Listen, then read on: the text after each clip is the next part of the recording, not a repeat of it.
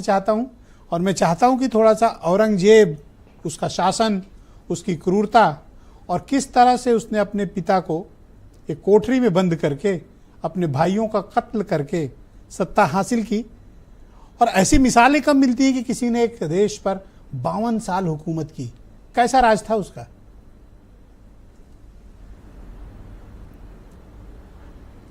देखिए, कभी कभी मैं मजाक में एक बात कहता हूं कि जो औरंगजेब जो थे वो पैदा हुआ था 3 नवंबर जी 1618 में, और डेथ जो हुई थी वो 3 मार्च हुई थी 1707 में। यानी 3 की गिनती उसके जीवन में बड़ी जो डिसाइसिव थी, और 3 ही उसके बारे में ओपिनियन है। जी, उसकी बड़ी एक्सट्रीम ओपिनियन उनके बारे में है। एक है कुछ लोग जो उसको बहुत ही क्रूर शासक मानते हैं और बहुत ही कहना चाहिए अत्याचारी शासक मानते हैं, और ऐसे लोग जो हैं, और कुछ लोग हैं जो उसको कि बहुत ही अच्छा शासक मानते हैं। और बड़ी मज़ेदार बात यह है कि दोनों ही के पास अपने आप एक सेट एग्जाम्पल्स हैं जिनको कि बहुत ही आसानी से वो एग्जाम्पल दे सकते हैं। और दूसरे, जैसे कि फॉर एग्जाम्पल जो कहना चाहते हैं कि बहुत ही क्रूर था, तो फौरन गिनाना शुरू कर देते हैं कि 1669 के अंदर उसने बनारस के मंदिर को तोड़ा। उसके बाद में आपने 1670 के अंदर मथुरा का मंदिर तोड़ा, 1679 के अंदर उदयपुर में मंदिर तोड़ा, फिर चांदनी चौक के अंदर तेग बहादुर जो थे उनको 1675 के अंदर उनको कत्ल किया। इस ढंग से तमाम ऐसी चीज़ें, और तमाम मंदिर गिना सकते हैं जो उसने मंदिर तोड़े, और इस ढंग की चीज़ें गिना देते हैं।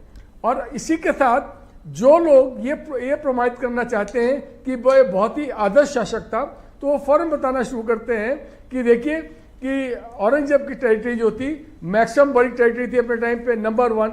नंबर 2 उसके जो सर, आप एक इतिहासकार हैं, मैं आपसे स्पष्ट वक्तव्य चाहता हूं कि इतिहास की नजर में आप लोग औरंगजेब को किस तरह से देखते हैं?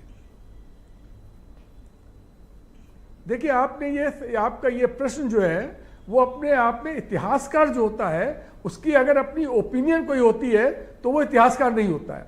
इतिहासकार की ओपिनियन नहीं होती, वो हमेशा फैक्ट्स कोट करता है, फैक्ट्स कोट करता है। और उसका निर्णय, क्योंकि कोई भी चीज जो होती है समय काल के जो मूल्य होते हैं उनके हिसाब से वो, आपने बिल्कुल ठीक कहा, और मैं अपना सवाल भी वापस लेता हूं। पर आज क्या,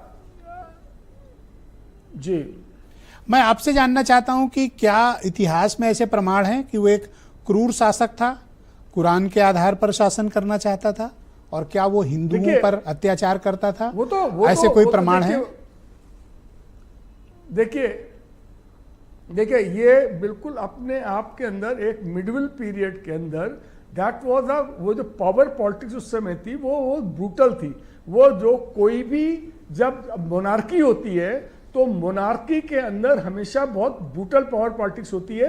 और मिडिवल एज में not only in India, all over the world ये जो था यही था। और लेकिन कंपैरेटिवली जब हम कंपेयर करते हैं उसको और मुगल शासकों से, तो हम ये पाते हैं कि शायद हिंदुओं के प्रति उसके अंदर बहुत असहिष्णुता थी, और हिंदुओं के ऊपर वो चाहे अनजाने पावर पॉलिटिक्स के अंदर हिंदुओं का नुकसान हुआ है, हिंदुओं पे अत्याचार हुआ है। बहुत शुक्रिया सर, परोक्ष प्रत्यक्ष हमारे साथ कृपया बने रहिएगा। इस डिबेट को आगे बढ़ाते हैं। मेरे साथ